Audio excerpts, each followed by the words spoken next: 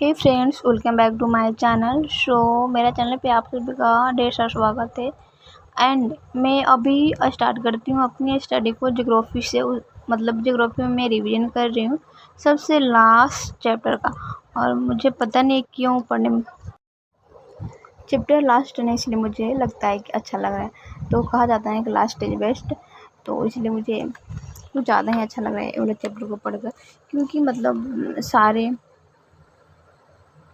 राज्यों का यहाँ पे विवरण दिया हुआ है और क्या है और क्या नहीं। तो आप यहाँ से कुछ मतलब ज़्यादा नहीं और कुछ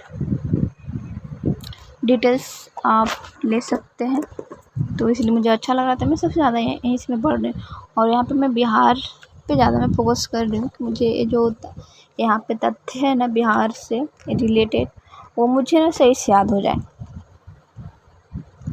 तो बिहार से है ना, जैसे मैं बिहार के राजधानी कहाँ है ये सब तो सबको पता होगा। बट यहाँ पे क्षेत्रफल क्या है, जिला मतलब कितने हैं बिहार में, साक्षरता दर क्या है, लिंगानुपात क्या है, और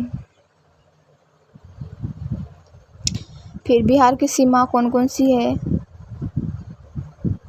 और यहाँ पे कि बिहार की प्रमुख चित्रकला क्या है,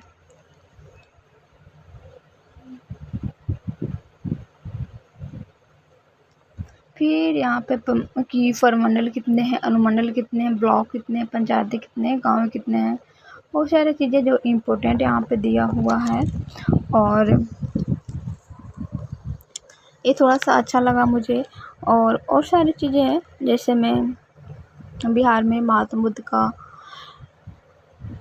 बोधगया में ज्ञान प्राप्त हुआ था। जैसे मैं फिर यहाँ पे महाकवि के बारे में दिया हुआ है। बिहार के मुंगेर के हुए महाकवि जिनका नाम है ब्रह्मधारी सिद्धिनकर। और फिर डॉक्टर राजेंद्र प्रसाद जो हुए बिहार के हुए। और बिहार में कितने लोकसभा सीटें हैं, राज्यसभा सीटें क्या हैं, ये सारी चीज़ें यहाँ पे दिया हुआ है। तो मुझे अच्छा लग रहा था पढ़ने में, और यही सब मैं यहाँ पे रिवीजन कर रही थी। रिवीजन करने के बाद मुझे ना किसी जगह से मतलब क्या मतलब जो बिहार से होंगे औरंगाबाद जिले और औरंगाबाद जिला से होंगे और अम्बा से हों, हाँ औरंगाबाद जिले होंगे, औरंगाबाद जिला से होंगे ना, वो जान गए होंगे कि अभी आद्रा मेला है। तो वहीं का ही प्रसादी था, सिंदूर था। तो प्रसादी खाने से पहले यहाँ मतलब कि हम लोग के कल्चर है कि सिंदूर करना चाहिए। सिंदूर करने के बाद ही यहाँ पे धाम की प्रसादी खा सकते हैं यहाँ पे। तो अब फिर मैं यहाँ पे मैं शाम हो गया था। और फिर यहाँ पे शाम होने के बाद बस मैं ज्योग्राफी का मैं यहाँ पे रिवीजन कर रही थी। रिवीजन करने के बाद फिर मेरे पास टाइम नहीं था। मैं सोची थी कि शाम रात को पढ़ूँगी, बट मुझे मन नहीं करता।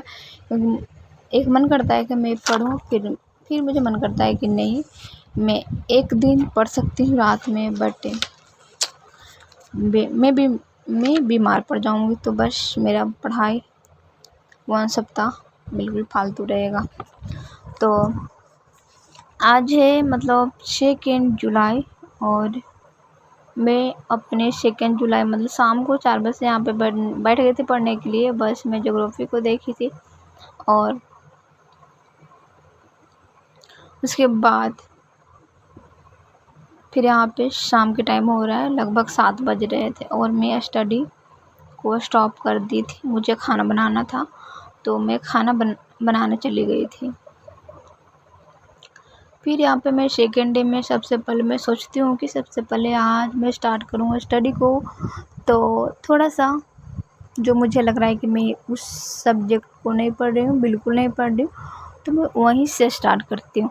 तो सबसे पहले मैं रीजनिंग से स्टार्ट की, रीजनिंग से।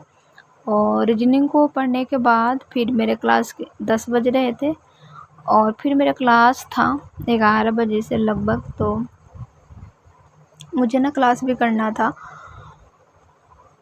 तो जब मैं क्लास करने लगी ना, तो बस मेरा नेट ही स्लो था, क्लास नहीं हो पाया, मेरा क्लास नहीं चला।